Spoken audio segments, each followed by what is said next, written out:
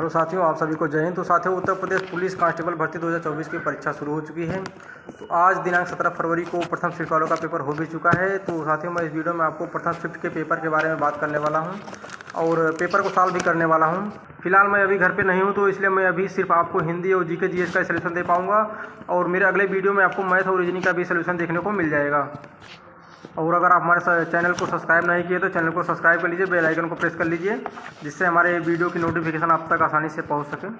और मैं आपको एक बात बता देना चाहता हूं कि हमारे इस चैनल पे सरकारी भर्ती संबंधी सभी प्रकार की जानकारी दी जाती है। तो चलिए साथियों, वीडियो को ज़्यादा बड़ा न करते हुए पेपर को सॉल्व करना शुरू करते हैं।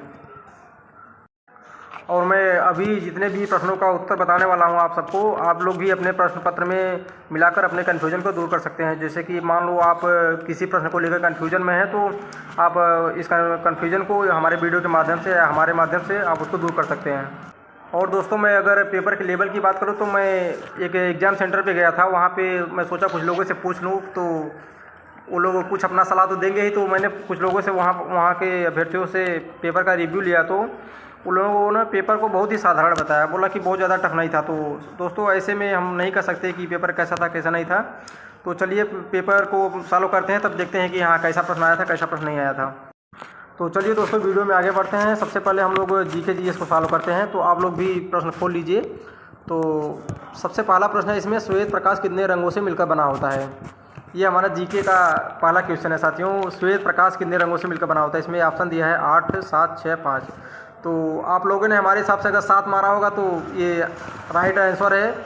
7 रंगों से मिलकर बना होता है। जो श्वेत प्रकाश होता है वो 7 रंगों से मिलकर बना होता है। इसके वेरीफाई के लिए अगर किसी सफ़ेद कांच हो, जैसे कांच से अगर श्वेत प्रकाश को निकाला जाए बाहर प्रकीर्णन के माध्यम से, तो वो 7 रंगों में विभाजित हो जाता है।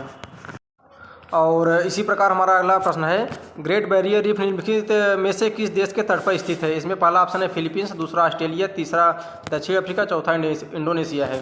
अगर इसमें बी ऑप्शन ऑस्ट्रेलिया ने जिसने मारा होगा, इस क्वेश्चन को टिक किया होगा, तो उसका सही है। इसमें ऑस्ट्रेलिया जो है सही आंसर है। और इसमें अगला प्रश्न देखा जाए तो निम्नलिखित में से कौन 1946 में भारत की संविधान सभा के अध्यक्ष थे। पहला ऑप्शन है डॉक्टर राजेंद्र प्रसाद, दूसरा है डॉक्टर बी आर अम्बेडकर, तीसरा ऑप्शन है इसमें सरदार वल्लभ भाई पटेल और चौथा ऑप्शन है जवाहरलाल नेहरू। तो इसमें डॉक्टर राजेंद्र प्रसाद जो थे 1946 में भारत की संविधान सभा के अध्यक्ष थे। इसमें ऑप्शन ए जिसने भी लगाया होगा उसका सही उत्तर है। और इसमें अगला प्रश्न देखते हैं। इसमें दिया हुआ है, प्रयाग प्रशस्ति की रचना निम्नलिखित में से किस के द्वारा संस्कृत में की गई है।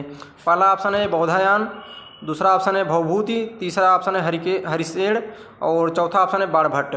तो इसमें सही जो है साथियों ऑप्शन सी हरिशेण, जो ऑप्शन सी है हरिशेण, ये सही उत्तर है इस प्रश्न का। और इसमें आगे के क्वेश्चन में देखते हैं तो निम्नलिखित में से कौन सी भारत के पूर्वी तट पर स्थित खारे पानी की सबसे बड़ी लैगून झील है। तो इसमें ऑप्शन दिया है दोस्तों, पहला चिल्का झील, दूसरा लोनार क्रेटर झील, तीसरा कोलेरू झील, चौथा दिया है चंद्रभद्रा साल्ट लेक। तो इसमें से ऑप्शन ए चिल्का झील, जो चिल्का झील है इसका सही आंसर है। तो साथियों, अगर आपने ये ऑप्शन लगाया होगा तो ये सही उत्तर है। और आइए हम लोग देखते हैं आगे के प्रश्न में क्या दिया हुआ है। इसमें दिया हुआ है अगला क्वेश्चन, बैलाडीला की पहाड़ियाँ बैल के कुबड़ की तरह दिखती है। पहाड़ियों की यह श्रृंखला भारत के निम्नलिखित में से किस राज्य में स्थित है। पहला ऑप्शन दिया है कर्नाटक और दूसरा दिया है केरल, तीसरा दिया है छत्तीसगढ़ और चौथा दिया है तमिलनाडु। तो साथियों, इसमें छत्तीसगढ़ जो ऑप्शन है ऑप्शन सी छत्तीसगढ़ ऑप्शन इसमें बिल्कुल सही है। ये जो बैलाडीला की जो पहाड़ी श्रृंखला है ये हेमेटाइट के लिए प्रसिद्ध है। साथियों, इस पहाड़ी पे हेमेटाइट की मात्रा बहुत ज़्यादा मात्रा में पाई जाती है। इसमें अगला प्रश्न, निम्नलिखित में से किसके द्वारा निर्मित समुद्र के एक संकीर्ण चैनल द्वारा भारत श्रीलंका से अलग होता है। और इसमें ऑप्शन दिया है, पहला मेसिना जल डमरू मध्य और दूसरा ऑप्शन दिया है मकासर जल डमरू मध्य और तीसरा ऑप्शन दिया है 8 डिग्री चैनल और चौथा ऑप्शन दिया है पाक जल डमरू मध्य और मन्नार की खाड़ी। तो ऑप्शन इसमें डी जो है पाक जल डमरू मध्य और मन्नार की खाड़ी, इसमें ऑप्शन डी जो है सही है। और इसमें अगला प्रश्न दिया हुआ है, सोनपुर पशु मेला हर साल भारत के निम्नलिखित में किस राज्य में आयोजित होने वाला है, एक सांस्कृतिक कार्यक्रम है। तो इसमें ऑप्शन दिया है, पहला उड़ीसा, दूसरा सिक्किम, तीसरा बिहार और चौथा दिया है असम। तो साथियों, इसमें ऑप्शन सी जो बिहार है वो ऑप्शन सी जो है सही ऑप्शन है। ये कार्तिक पूर्णिमा पर लगता है यहाँ पे साथियों। कार्तिक पूर्णिमा के जब नज़दीक आता है तो वहाँ पे ये सोनपुर का मेला लगता है। ये मेला जो है हरियर क्षेत्र मेला से भी के नाम से भी प्रसिद्ध है और इसके साथ ही साथ ये एशिया का सबसे बड़ा मेला भी माना जाता है। और आगे का प्रश्न दिया है, अंगूर की खेती, उपज और कटाई को निम्नलिखित में से किस नाम से जाना जाता है? Option A horticulture, option B है विटीकल्चर, ऑप्शन सी है सेरीकल्चर और ऑप्शन डी है पीसीकल्चर। तो साथियों इसमें जो ऑप्शन बी है विटीकल्चर, विटीकल्चर के अंतर्गत ही अंगूर की खेती की सारी प्रक्रियाएं होती हैं। तो इसमें ऑप्शन बी जो है विटीकल्चर सही है। और ऑप्शन ए हार्टिकल्चर जो है इससे बागवानी से संबंधित है, और जो सेरीकल्चर है ये रेशम से संबंधित है, और जो पीसीकल्चर है ये इसमें शहद और मोम से संबंधित है। तो इस हिसाब से आपका विटीकल्चर ऑप्शन बी सही है, बिल्कुल सही आंसर है ये। और इसमें अगला प्रश्न है, निम्नलिखित में से किस राज्य के कुछ हिस्सों में 400 साल पहले नहर सिंचाई की एक स्थानीय प्रणाली विकसित हुई थी जिसे कुल्ह कहा जाता था? ऑप्शन ए है केरल, ऑप्शन बी है हिमाचल प्रदेश और ऑप्शन सी है गुजरात, ऑप्शन डी है कर्नाटक। तो साथियों इसमें ऑप्शन जो बी है हिमाचल प्रदेश से बिल्कुल सही उत्तर है। अगर आपने Himachal Pradesh option B tick किया तो आपका उत्तर सही होगा। और आपका अगला प्रश्न है, भारत में जनगणना संगठन के लिए सर्वोच्च पद कौन सा है? पहला ऑप्शन है वरिष्ठ तकनीकी महानिदेशक, और दूसरा है उप महारजिस्ट्रार, और ऑप्शन सी है जनगणना अधिकारी, और ऑप्शन डी है महारजिस्ट्रार और जनगणना आयुक्त भारत। तो साथियों इसमें ऑप्शन डी जो है महारजिस्ट्रार और जनगणना आयुक्त भारत जो है ऑप्शन डी जो है बिल्कुल सही ऑप्शन है। और जो महारजिस्ट्रार है इसको महापंजीयन भी कहते हैं, महापंजीयन भी के नाम से भी इसे जानते हैं। तो ऑप्शन डी अगर आपने लगाया हो तो आपका बिल्कुल सही उत्तर है। और प्रश्न में आगे तरफ बढ़ते हैं। तो अगला क्वेश्चन है, इसमें कुमार संभवम निम्नलिखित में से किस लेखक की साहित्यिक कृति है? पहला ऑप्शन है महादेवी वर्मा, और दूसरा ऑप्शन है महाकवि कालिदास, और ऑप्शन सी है इसमें कल्हड़, और ऑप्शन डी है भारवी। तो ऑप्शन जो बी है इसमें महाकवि कालिदास जो है ऑप्शन जो बी है इसमें बिल्कुल सही ऑप्शन है। और अगला क्वेश्चन है, विश्व पुस्तक दिवस प्रत्येक वर्ष निम्नलिखित में से किस दिवस मनाया जाता है? तो इसमें ऑप्शन ए दिया है 25 जून, ऑप्शन बी दिया है 7 अप्रैल, ऑप्शन सी दिया है 23 अप्रैल और ऑप्शन डी दिया है 5 जून। तो इसमें ऑप्शन सी अगर आप लोगों ने लगाया है कि 23 अप्रैल तो आपका ये उत्तर बिल्कुल सही उत्तर है। इसमें ऑप्शन सी 23 अप्रैल जो है बिल्कुल सही उत्तर है। और इसी क्रम में अगला प्रश्न है आपका, विश्व स्वास्थ्य संगठन WHO का मुख्यालय निम्नलिखित में किस स्थान पर स्थित है? तो ऑप्शन इसमें दिया है Paris, option A Paris France, option B Brussels Belgium, option C Amsterdam Netherland और ऑप्शन डी जिनेवा स्विट्जरलैंड। तो साथियों अगर ऑप्शन डी लगाए हैं आप जिनेवा स्विट्जरलैंड तो आपका बिल्कुल ऑप्शन ये सही है, जिनेवा में स्थित है WHO का मुख्यालय। और इसमें अगला प्रश्न दिया है, किसी देश की शहरी क्षेत्रों में रहने वाली अनुपातिक जनसंख्या में वृद्धि को निम्नलिखित में क्या कहा जाता है? पहला ऑप्शन दिया है ग्रामीकरण, और दूसरा ऑप्शन दिया है उपनिवेशीकरण, तीसरा ऑप्शन दिया है शहरीकरण, और ऑप्शन चौथा जो दिया है अनियोजित विकास। तो ऑप्शन सी जो इसमें शहरीकरण है, ऑप्शन सी बिल्कुल सही आंसर है। अगर आप लोगों ने शहरीकरण लगा तो आपका आंसर सही माना जाएगा। साथियों मैं आपको एक बात और बता देना चाहता हूँ, अगर मेरे द्वारा बताए गए वो प्रश्न के उत्तर जो है अगर आपको गलत लग रहा होगा तो आप लोग कमेंट करके एक बार हमको ज़रूर बताइए कि हाँ इसका ये उत्तर हो सकता है। तो आइए इसी क्रम में अगला प्रश्न देखते हैं क्या दिया है। इसमें दिया है, national aluminium company limited NALCO का पंजीकृत कार्यालय जो है निम्नलिखित में से किस स्थान पर है? जो नाल्को कंपनी है नवरत्न कंपनियों में से एक है। इसमें ऑप्शन दिया है रायपुर छत्तीसगढ़, ऑप्शन बी दिया है भुवनेश्वर उड़ीसा, ऑप्शन सी दिया है नुनमती असम, ऑप्शन डी दिया है डिगबोई असम। तो ऑप्शन बी जो है साथियों भुवनेश्वर जो उड़ीसा में पड़ता है। अगर ऑप्शन बी आप लोगों ने लगाया है तो बिल्कुल सही लगाया है, क्योंकि नाल्को का जो मुख्यालय है जो कार्यालय है वो उड़ीसा में ही है, भुवनेश्वर में। और इसमें अगला प्रश्न दिया है, निम्नलिखित में से कौन सा उत्तर प्रदेश का राज्य वृक्ष है? पहला ऑप्शन दिया है बांस, और ऑप्शन बी दिया है बांज, ऑप्शन सी दिया है अशोक, ऑप्शन डी दिया है बरगद। तो साथियों अशोक का जो है ऑप्शन सी अशोक का जो वृक्ष होता है ये उत्तर प्रदेश का राज्य वृक्ष है। ऑप्शन सी इसमें बिल्कुल सही उत्तर है। और इसमें अगला प्रश्न दिया है, सुराहा ताल प्रसिद्ध अभ्यारण्य है जिसमें साइबेरिया और अन्य ठंडे क्षेत्रों से कई प्रवासी पक्षी भी आते हैं। उत्तर प्रदेश के निम्नलिखित में किस जिले में स्थित है? पहला ऑप्शन दिया है संत कबीरनगर, दूसरा ऑप्शन दिया है गोंडा, ऑप्शन सी दिया है बलिया, ऑप्शन डी दिया है एटा। तो ऑप्शन जो सी है बलिया ये बिल्कुल सही उत्तर है, क्योंकि ये जो गंगा नदी है उससे निर्मित हुई एक झील है, एक ताल है, यह जो है बलिया में स्थित है। तो आइए इसमें अगला प्रश्न देखते हैं। इसमें अगला प्रश्न दिया है, निम्नलिखित में से कौन सा सोशल मीडिया प्लेटफॉर्म पेशेवर नेटवर्किंग और नौकरी तलाशने के लिए सबसे उपयुक्त है? पहला ऑप्शन दिया है लिंक्डइन, ऑप्शन बी दिया है इंस्टाग्राम, ऑप्शन सी दिया है फेसबुक और ऑप्शन डी दिया है स्नैपचैट। तो इसमें ऑप्शन ए जो लिंक्डइन है बिल्कुल सही उत्तर है इसका। इसकी शुरुआत जो हुई थी 2002 में हुई थी और इसके जो CEO थे उनका नाम है रेड हाफमैन। और अगर आप लिंक्डइन ऑप्शन ए उत्तर लगा के आए हैं तो आपका उत्तर बिल्कुल सही उत्तर है। और इसी क्रम में अगला प्रश्न दिया है, उत्तर प्रदेश में स्थित भदोही निम्नलिखित में से किस कला के लिए प्रसिद्ध है? भदोही जो है किस कला के लिए प्रसिद्ध है इसमें ये पूछा गया है। पहला ऑप्शन दिया है चमकीले मिट्टी के बर्तन के लिए, और ऑप्शन बी दिया है साड़ी बुनाई के लिए, ऑप्शन सी दिया है कालीन बुनाई के लिए, ऑप्शन डी दिया है चिकनकारी के लिए। तो ऑप्शन जो डी है कालीन बुनाई के लिए बिल्कुल सही उत्तर है। भदोही जो है कालीन के लिए प्रसिद्ध है। ये हमारा यूपी स्पेशल का क्वेश्चन दिया हुआ है इसमें। तो आप अगर ऑप्शन सी लगा के आए हैं कालीन बुनाई तो आपका उत्तर बिल्कुल सही माना जाएगा। और आगे देखते हैं कैसा प्रश्न दिया है इसमें दिया हुआ है अकबर का मकबरा निम्नलिखित में से किस स्थान पे स्थित है। ऑप्शन ए दिया है एटा, ऑप्शन बी दिया है उन्नाव, ऑप्शन सी दिया है सिकंदरा, ऑप्शन डी दिया है रामपुर। तो दोस्तों इसमें जो है ऑप्शन सी सिकंदरा जो है जो कि आगरा में स्थित है। ऑप्शन सी बिल्कुल सही उत्तर है इसका। अगर आप लोगों ने आंसर सी इसका लगा के आए हैं तो आप लोगों का उत्तर बिल्कुल सही है। और इसमें आगे भी एक प्रश्न दिया है जो कि उत्तर प्रदेश से संबंधित है। इसमें दिया है निम्नलिखित में से उत्तर प्रदेश का कौन सा प्रसिद्ध लोक नृत्य धान और मक्के की खेती के दौरान किया जाता है। ऑप्शन ए दिया है कजरी, ऑप्शन बी दिया है हुरका बौल, ऑप्शन सी दिया है चरकुला, ऑप्शन डी दिया है रसिया। तो इसमें ऑप्शन ए जो है कजरी जो है बिल्कुल सही उत्तर है। अगर आप लोगों ने ऑप्शन ए लगा के आया होगा तो आपका उत्तर बिल्कुल सही माना जाएगा। इसमें अगला प्रश्न दिया हुआ है दोस्तों, बनारस हिंदू विश्वविद्यालय की स्थापना पंडित मदन मोहन मालवीय ने निम्नलिखित में किसके सहयोग से की थी। ऑप्शन ए है doctor Annie Besant, option B है madam Bhikaji Cama, option C है सरदार वल्लभ भाई पटेल, ऑप्शन डी है रविन्द्रनाथ टैगोर। तो मैं आपको बता दूं कि एनी बेसेंट ने ही 1898 में सेंट्रल हिंदू स्कूल की स्थापना की थी दोस्तों। तो उसके बाद जो BHU समिति को उन्होंने अपना ये जो स्कूल था उसको उस समिति को सौंप दिया था। तो इसलिए उनका बहुत बड़ा योगदान माना जाता है। तो इस हिसाब से आपका ऑप्शन ए जो है एनी बेसेंट इसका सही उत्तर होगा। और इसमें अगला प्रश्न दिया हुआ है मथुरा निम्नलिखित में से किसकी जन्मस्थली है जिसे ब्रजभूमि के नाम से भी जाना जाता है। ऑप्शन ए दिया है भगवान राम, ऑप्शन बी दिया है भगवान गणेश, ऑप्शन सी दिया है भगवान शिव, ऑप्शन डी दिया है भगवान कृष्ण। तो इसमें दोस्तों ऑप्शन डी जो भगवान कृष्ण है, तो इसमें ऑप्शन डी अगर आप लोगों ने लगाया तो बिल्कुल ये सही उत्तर है। और इसमें अगला प्रश्न दिया हुआ है निवेश मित्र मोबाइल एप्लीकेशन भारत के निम्नलिखित में से किस राज्य की एक पहल है। तो ऑप्शन ए दिया है असम, ऑप्शन बी दिया है गुजरात, ऑप्शन सी दिया है उत्तर प्रदेश और ऑप्शन डी दिया है तेलंगाना। तो साथियों उत्तर प्रदेश जो ऑप्शन सी है ये बिल्कुल सही उत्तर है। अगर आप लोगों ने ऑप्शन जो सी लगाया होगा तो आपका बिल्कुल सही उत्तर होगा।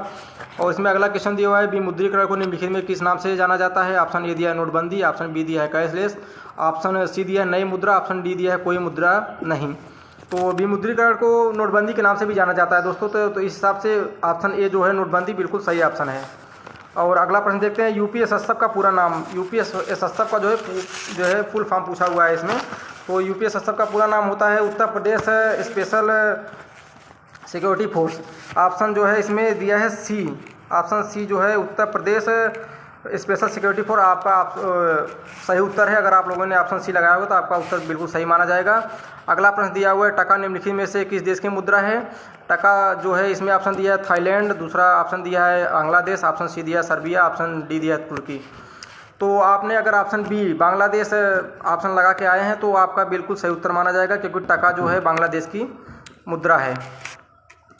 और साथियों इसमें अगला प्रश्न दिया हुआ है ईमेल में भरोसेमंद स्रोत बनकर दुर्भावनापूर्ण कारणों के लिए संवेदनशील जानकारी जैसे यूजर नेम, पासवर्ड और क्रेडिट कार्ड विवरण आदि प्राप्त करने का प्रयास क्या कहलाता है। ऑप्शन ए दिया है सोर्सिंग, ऑप्शन बी दिया है लोसिंग और ऑप्शन सी दिया है फिशिंग, ऑप्शन डी दिया है चीटिंग। तो ऑप्शन सी जो फिशिंग है ये बिल्कुल सही उत्तर है। अगर आप लोगों ने भी ऑप्शन सी लगा किया तो आप लोगों का उत्तर बिल्कुल सही होगा। और अगला प्रश्न देखते हैं साथियों, इसमें दिया है हाल ही में श्री अमित शाह ने निम्नलिखित में से किस स्थान पर national cooperative dairy federation of India NCDFI के मुख्यालय की आधारशिला रखी है। ये करेंट अफेयर का क्वेश्चन है साथियों। तो इसमें ऑप्शन ये दिया है अंगड़ आनंद और ऑप्शन बी दिया है जयपुर, ऑप्शन सी दिया है गांधीनगर, ऑप्शन डी दिया है बेंगलुरु। ऑप्शन सी जो है गांधीनगर जो कि गुजरात में पड़ता है। अगर ऑप्शन सी आप लोगों ने लगा के आया तो बिल्कुल सही उत्तर है इसका। और अगला प्रश्न देखते हैं साथियों, इसमें दिया है निम्नलिखित में से कौन सा पुरस्कार सहकारी और दूध उत्पादन कंपनियों को आगे बढ़ाने और प्रतिस्पर्धी भावना पैदा करने के लिए प्रेरित करने हेतु दिया जाता है। ऑप्शन ए दिया है राष्ट्रीय गोपाल रत्न पुरस्कार, ऑप्शन बी दिया है अर्जुन पुरस्कार, ऑप्शन सी दिया है द्रोणाचार्य पुरस्कार और ऑप्शन डी दिया है ध्यानचंद पुरस्कार। तो ऑप्शन ए जो साथियों राष्ट्रीय गोपाल रत्न पुरस्कार जो है ये दूध उत्पादन की कंपनियों को आगे बढ़ाने के लिए प्रोत्साहित करने के लिए दिया जाता है। ऑप्शन ए जो है राष्ट्रीय गोपाल रत्न पुरस्कार ये बिल्कुल सही ऑप्शन है। और इसी क्रम में आगे बढ़ते हैं, देखते हैं अगला कैसा क्वेश्चन दिया हुआ है। तो इसमें दिया हुआ है निम्नलिखित में से कौन सा बंदरगाह कच्छ गुजरात में स्थित है। ऑप्शन ए दिया है कांडला बंदरगाह, ऑप्शन बी दिया है पारादीप बंदरगाह, ऑप्शन सी दिया है मोरमुगाहो बंदरगाह, ऑप्शन डी दिया है जवाहरलाल नेहरू बंदरगाह। तो ये जो है कच्छ जो है गुजरात में स्थित है, आपको पता ही होगा। तो ऑप्शन ए जो है कांडला बंदरगाह जो पंडित दीनदयाल नाम से जाना जाता है, पंडित दीनदयाल नाम से इस समय ज़्यादा प्रसिद्ध है वो। तो इसमें ऑप्शन ए जो कांडला बंदरगाह है इसका सही उत्तर है। अगर आप लोगों ने कांडला बंदरगाह निशान लगा के आया होगा उत्तर तो आप लोगों का ये बिल्कुल सही उत्तर है। और इसमें अगला क्वेश्चन दिया हुआ है, ये भी करंट का ही क्वेश्चन है। इसमें लिखा गया है, हाल में ही भारतीय नौसेना का fast attack craft INS Kabra निम्नलिखित में से किस स्थान पर पहुंचा है।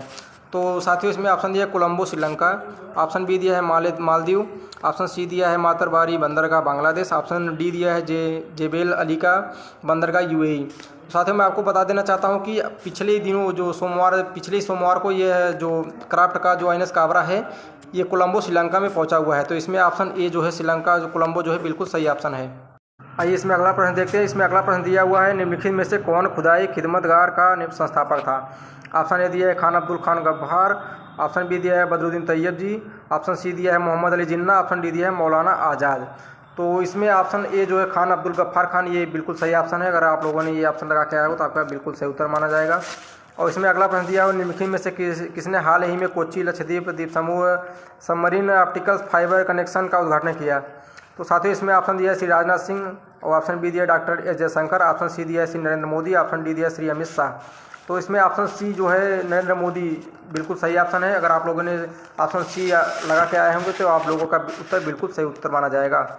और इसमें अगला प्रश्न दिया हुआ है दोस्तों, ये GS का लास्ट क्वेश्चन है। इसमें दिया हुआ है, केंद्रीय मंत्रिमंडल ने हाल ही में भारत और निम्नलिखित में से किस देश के बीच प्रवासन और गतिशीलता समझौते की मंजूरी दी है। तो इसमें ऑप्शन दिया हुआ है जर्मनी, ऑप्शन ए दिया है जर्मनी, ऑप्शन बी दिया है इटली, ऑप्शन सी दिया है नेपाल, ऑप्शन डी दिया है श्रीलंका। तो इसमें ऑप्शन बी जो है इटली बिल्कुल सही उत्तर है, क्योंकि पिछले 2 नवंबर को पिछले जो बीते साल 2023 के 2 नवंबर को ही ये समझौता हुआ। और साथियों इस तरह से आपका GK GS का पूरा सलूशन हो चुका है। उम्मीद करते हैं कि आपने अगर मिलाया होगा तो आपका 20 से 25 क्वेश्चन सही से आए रहे होंगे। और आइए शुरू करते हैं हिंदी का, देखते हैं कि हिंदी के कैसे प्रश्न दिए हुए हैं। इसमें पहला प्रश्न दिया हुआ है, नलिन और राजीव शब्द निम्नलिखित से किस शब्द के पर्यायवाची है। ऑप्शन ए दिया है उपवन, ऑप्शन बी दिया है अंबर, ऑप्शन सी दिया है कमल, ऑप्शन डी दिया है उत्कर्ष। तो साथियों इसमें ऑप्शन सी जो कमल है, कमल जो है इसके नलिन और राजीव जो है इसके 2 पर्यायवाची शब्द हैं। अगर आप लोगों ने ऑप्शन सी लगा के आए हैं तो आप लोगों का बिल्कुल सही है, और ऑप्शन सी जो है बिल्कुल सही ऑप्शन है। और दूसरा प्रश्न देखते हैं, इसमें पूर्व और उत्तर के बीच की दिशा है, इस वाक्यांश के लिए एक शब्द निम्नलिखित में से कौन सा है। तो आपका पहला ऑप्शन दिया है ईशान, आपका दूसरा ऑप्शन दिया है आग्नेय, और तीसरा ऑप्शन दिया है नैऋत्य, और चौथा ऑप्शन दिया है वायव्य।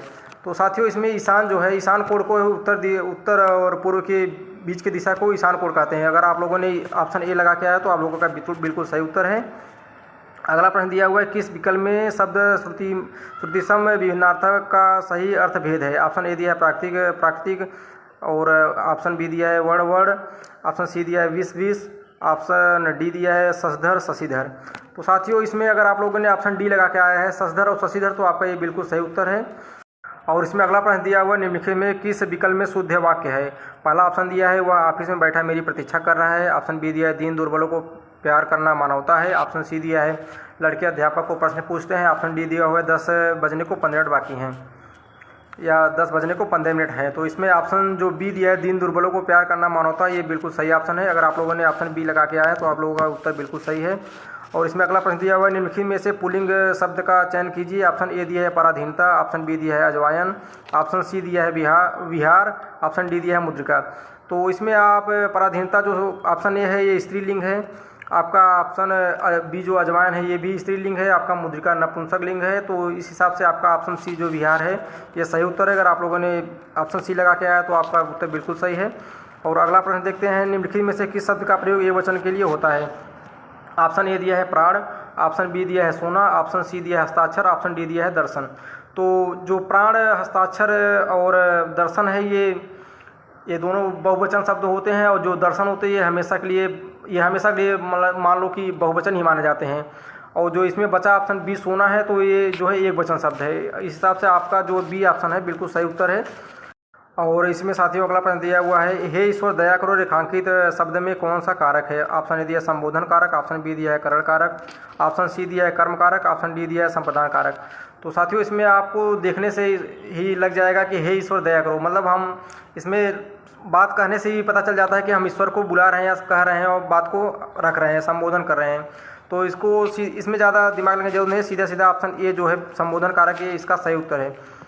ऑप्शन ए जो है बिल्कुल सही उत्तर है। इसमें अगला क्वेश्चन दिया है, निम्नलिखित में से तद्भव शब्द कौन सा है। ऑप्शन ए दिया है जलधि, ऑप्शन बी दिया है शांति, ऑप्शन सी दिया है काज, ऑप्शन डी दिया है ताप। तो साथियों इसमें ऑप्शन जो डी ताप है ये सही उत्तर है। आप लोगों ने अगर ऑप्शन डी लगा के आए हैं तो आप लोगों का उत्तर बिल्कुल सही है। अगला प्रश्न दिया है, निम्नलिखित में से किस विकल्प में सभी शब्द तत्सम है। ऑप्शन ए दिया है कुमार गधा, ऑप्शन बी दिया है पलंग पीला, ऑप्शन सी दिया है डंडनाक, ऑप्शन डी दिया है नव्य स्वर्णकार। तो साथियों ऑप्शन डी जो नव्य स्वर्णकार है ये बिल्कुल सही ऑप्शन है। आप लोगों ने अगर नव्य स्वर्णकार ऑप्शन डी लगा के आए तो आप लोगों का उत्तर सही बिल्कुल सही है। ऑप्शन अगला क्वेश्चन देखते हैं, इसमें दिया है रक्त रंजित शब्द में कौन सा समास है। ए ऑप्शन दिया है तत्पुरुष समास, बी ऑप्शन दिया है व्ययभाव समास, ऑप्शन सी दिया है द्विगु समास, ऑप्शन डी जो दिया है द्वंद्व समास दिया है। तो साथियों इसमें ए जो तत्पुरुष समास है ये ऑप्शन ए बिल्कुल सही उत्तर है। उम्मीद करते हैं कि आप लोग भी ऑप्शन ए ही लगा के आए होंगे, क्योंकि आप लोग बिना पढ़े तो गए ना होंगे, बिल्कुल आप लोग तैयारी करके गए होंगे, मुझे पता है साथियों, क्योंकि आप लोग बार बार ऐसे मौके को भूलना नहीं चाहेंगे। और इसी क्रम में आगे का प्रश्न दिया हुआ है, क्यों कब कौन से सर्वनाम के उदाहरण है। ऑप्शन ए दिया है निश्चयवाचक सर्वनाम, ऑप्शन बी दिया है प्रश्नवाचक सर्वनाम, ऑप्शन सी दिया है निजवाचक सर्वनाम, ऑप्शन डी दिया है निश्चयवाचक सर्वनाम। तो ऑप्शन बी जो है प्रश्नवाचक सर्वनाम इसमें बिल्कुल सही उत्तर है। आप लोगों ने ऑप्शन बी लगाया होगा तो बिल्कुल सही उत्तर दिया है आप लोगों ने।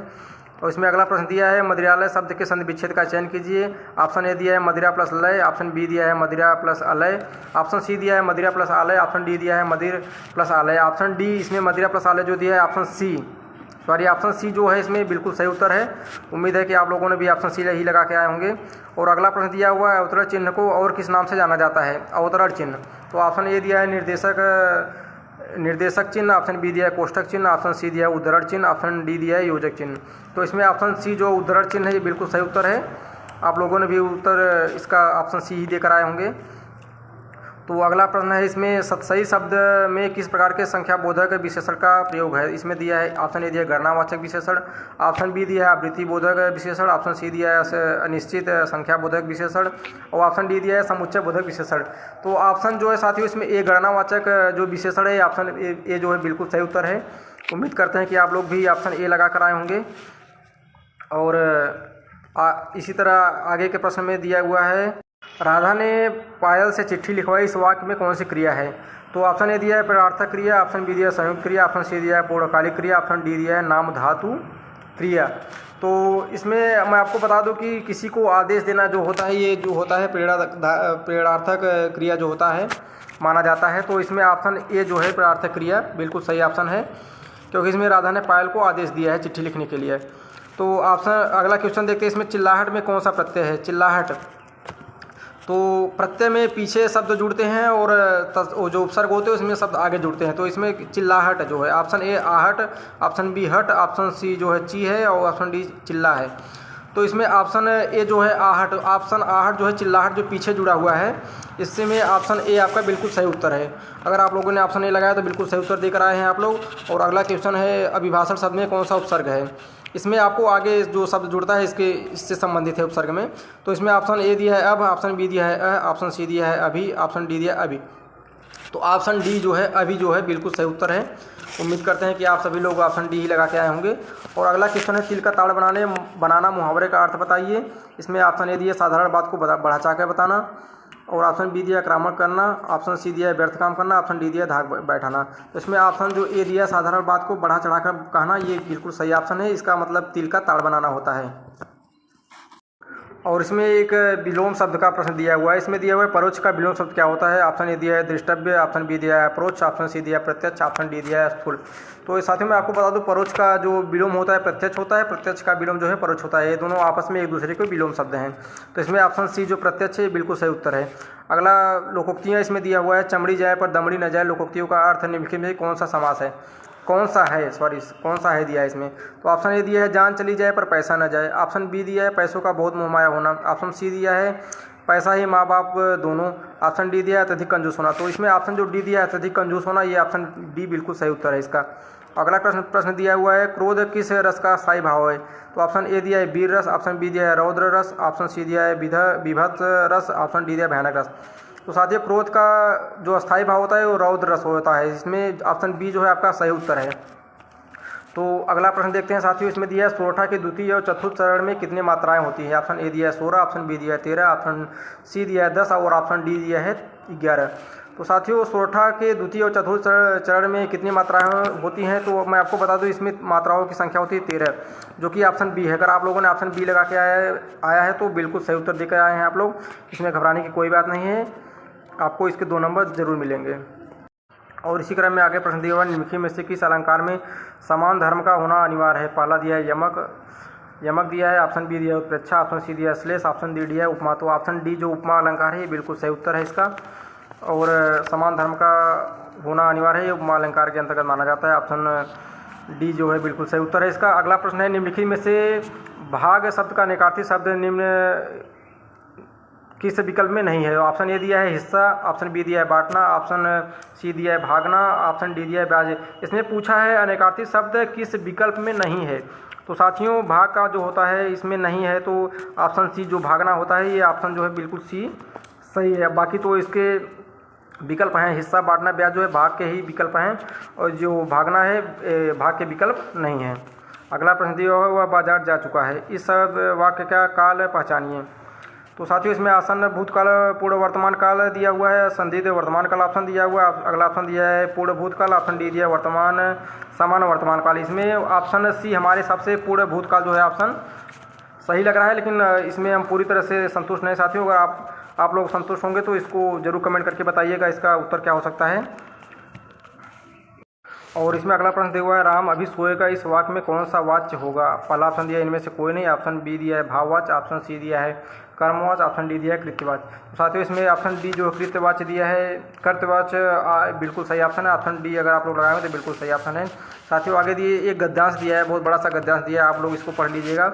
हम सीधे प्रश्न पे आते हैं, तो इसका स्टार्टिंग थोड़ा सा पढ़ देते हैं, आप लोग देख लीजिएगा, मिला लीजिएगा। इसमें दिया है भारत भयंकर अंग्रेजी मोह की दुर्व्यवस्था से गुजर रहा है, यही गद्यांश है इसका स्टार्ट में। इसमें पहला प्रश्न दिया हुआ उपयुक्त तो शीर्षक दीजिए। तो इसमें ऑप्शन ए दिया है भारतीय लेखकों की दुर्दशा, ऑप्शन बी दिया है भारतीय शिक्षितों का अंग्रेजी मोह, ऑप्शन सी दिया है भारत की दुर्व्यवस्था, ऑप्शन डी दिया है भारतीय शिक्षितों की दुर्व्यवस्था। तो इसमें जो ऑप्शन बी है भारतीय शिक्षितों की अंग्रेजी मोह, ये बिल्कुल सही ऑप्शन है, ऑप्शन बी। अगला प्रश्न दिया है भारतीय लेखकों की किस्मत खराब है क्योंकि, ऑप्शन ए दिया है उनकी पुस्तकों को यहाँ के नागरिक गर्व योग्य नहीं मानते। अगला ऑप्शन दिया हुआ अपनी भारतीय शिक्षित पाठकों तक पहुँचा नहीं पाते, ऑप्शन सी दिया हुआ अपनी भाषा में लिख नहीं पाते, ऑप्शन डी दिया हुआ अपनी भाषा के साहित्य को पढ़कर अपने समाज का हालचाल नहीं पाते। तो ऑप्शन बी जो साथियों दिया हुआ है अपनी बात भारतीय शिक्षित पाठकों तक नहीं पहुंचा पाते, तो बिल्कुल सही ऑप्शन है। अगर आप लोगों ने ऑप्शन बी लगा के आया तो बिल्कुल सही उत्तर देकर आए हैं आप लोग। इसमें अगला प्रश्न दिया हुआ है भारतीय भाषाओं के साहित्य के प्रति समाज के किस वर्ग में अभिरुचि की भावना है। तो इसमें ऑप्शन दिया नगरवासी, दूसरा ऑप्शन दिया अनपढ़, तीसरा ऑप्शन दिया उच्च, और चौथा दिया सुशिक्षित। ऑप्शन डी जो है बिल्कुल सही उत्तर है, सुशिक्षित। अगर आप लोग लगा के आए हैं तो बिल्कुल सही उत्तर देकर आए हैं साथियों।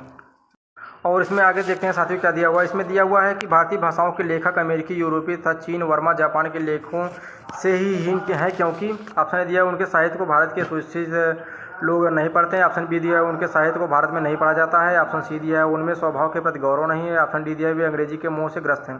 ऑप्शन ए जो दिया है उनके साहित्य को भारत के सुशिक्षित लोग पढ़ते नहीं, ऑप्शन ये बिल्कुल सही उत्तर है इसमें। अगला प्रश्न दिया है भारत का सुशिक्षित समाज कौन सा साहित्य पढ़कर संतुष्ट हो जाता है। ऑप्शन ए दिया है भारतीय, ऑप्शन बी दिया है देसी, ऑप्शन सी दिया है हिंदी, ऑप्शन डी दिया है अंग्रेजी। तो ऑप्शन डी जो है अंग्रेजी बिल्कुल सही ऑप्शन इसमें सही उत्तर है इसका। अगर आप लोगों ने ऑप्शन डी लगा के आए हैं तो आप लोगों का बिल्कुल सही उत्तर है इसमें। और निम्नलिखित में से निम्नलिखित में कौन सी भाषा पश्चिमी हिंदी से संबंध रखती है, अगला क्वेश्चन है आपका। तो इसमें ऑप्शन ए दिया है अवधी, ऑप्शन बी दिया है बांगरू, ऑप्शन सी दिया है राजस्थानी, ऑप्शन डी दिया है भोजपुरी। तो साथियों मैं आपको बता दूं कि जो भाषा पश्चिमी हिंदी में बोली जाती है, जो संबंध रखती है, वो है आपका राजस्थानी। ऑप्शन सी बिल्कुल सही उत्तर है। अगर आप लोग ऑप्शन सी लगा के आए तो आप लोगों का उत्तर बिल्कुल सही माना जाएगा। तो अगला प्रश्न निम्नलिखित में से नहीं कौन से प्रकार का रीतिवाचक क्रिया विशेषण है। इसमें ऑप्शन ए दिया है साथियों निषेधवाचक, और ऑप्शन बी दिया है प्रश्नवाचक, ऑप्शन सी दिया है विभेदवाचक विधिबोधक, और ऑप्शन डी दिया है निश्चयबोधक। तो साथियों मैं आपको बता दूं कि निषेधवाचक जो है नहीं के लिए प्रयोग किया जाता है क्रिया विशेषण के रूप में। तो आप लोगों ने ऑप्शन अगर सी ए लगा के आया है, सॉरी ऑप्शन ए लगाया है निषेधवाचक, तो आप लोगों का उत्तर बिल्कुल सही उत्तर माना जाएगा। और अगला प्रश्न दिया हुआ है, इसमें से देखते हैं क्या दिया हुआ है। इसमें दिया निम्नलिखित में से समुद्र शब्द का पर्यायवाची शब्द कौन सा है। ऑप्शन ए दिया है बैराग, ऑप्शन बी दिया है भोर, ऑप्शन सी दिया है भव, ऑप्शन डी दिया है रत्नाकर। तो इसमें समुद्र का पर्यायवाची शब्द पूछा है, तो रत्नाकर जो ऑप्शन डी है बिल्कुल सही ऑप्शन है, क्योंकि रत्नाकर जो है समुद्र का पर्यायवाची शब्द है। इसमें अगला ऑप्शन दिया है मेघ मेध श्रुति सम भिन्नार्थक शब्द का सही अर्थभेद निम्न से कौन सा है।